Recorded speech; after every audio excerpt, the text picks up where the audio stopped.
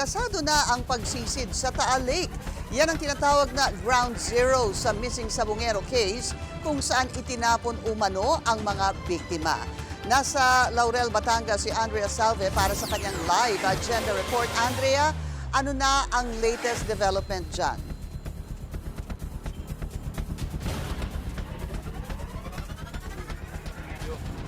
Pinky, isinagawa na nga ng Department of Justice sa tulong ng Philippine Coast Guard at PNP Criminal Investigation and Detection Group ang technical site assessment dito sa Taal Lake.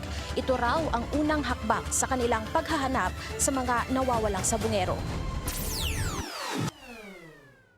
Umpisa pa lang ay malinaw na sa DOJ na hindi sila agad-agad na makakasisid ngayong araw. Mahalaga raw kasi na masuri muna ang kondisyon ng tubig at lalim ng Taal Lake. Umaasa silang kahit na hindi makuha ang labi ng nawawalang mga sabongero, ang pagsubok na mahanap ito ay para sa ikauusad ng kaso. I cannot say for certain kung gaano ka-confident po tayo, pero it is worth the effort, it is worth looking into, kaya Sa kanilang briefing, napagkasunduan ng mga ahensya na dapat ay mas focused ang kanilang paghahanap dahil malawak daw ang lawa. Ayon din daw sa mga eksperto, meron pa silang mahahanap na maaaring gamitin sa kaso pero hindi na tinukoy ng DOJ kung ano-ano ang mga ito.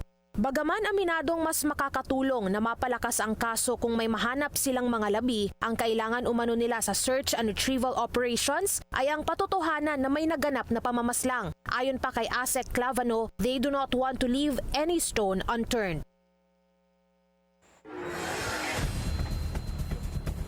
Pinky, sa huling update ng PCG, kasado na rin bukas, July 11.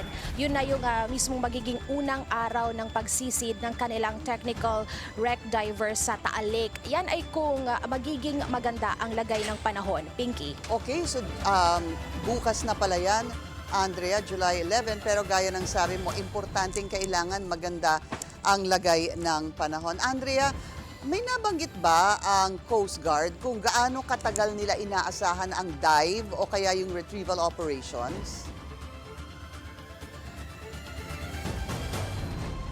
Pinky, pareho ang Philippine Coast Guard at DOJ na walang binigay na definite timeline dito sa kanilang magiging operations.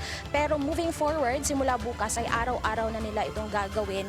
Pero magdedepende nga yan sa restrictions. Gaya na ng nasabi mo, yung lagay ng panahon at of course yung lagay ng bulkan at yung dilim dahil nga murky yung tubig, hindi sila pwedeng sumisid kapag kagabi. Pinky. Tama. Tingin ba ng Coast Guard, Andrea, may nasabi ba sila kung sa kanilang palagay ay meron pa silang makikitang mga labi?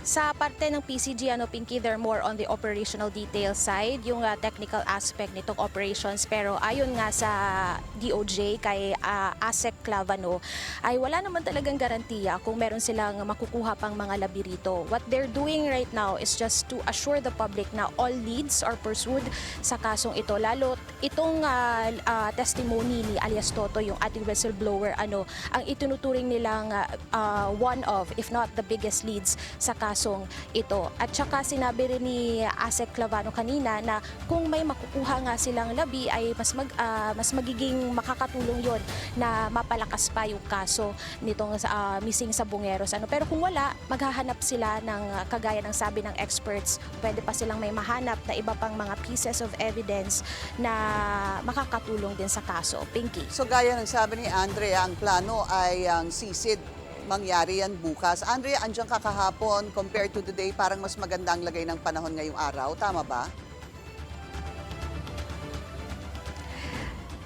Yes, Pinky, mas maganda ang lagay ng panahon pero still rough waters. Pero kahapon nag-live tayo, umambon. Ngayon ay parating na naman yung malakas na ulan. Mahirap talagang i-gauge kung magiging maganda ba or hindi yung panahon at yung syempre yung lakas ng alon dahil kanina yun nga yung naging isa sa mga hamon ng PCG, yung kalaban talaga nila dito sa Taal yung lakas talaga ng alon. Maraming Pinky. salamat sa iyo, Andrea Salve, live mula sa Laurel, Batangas.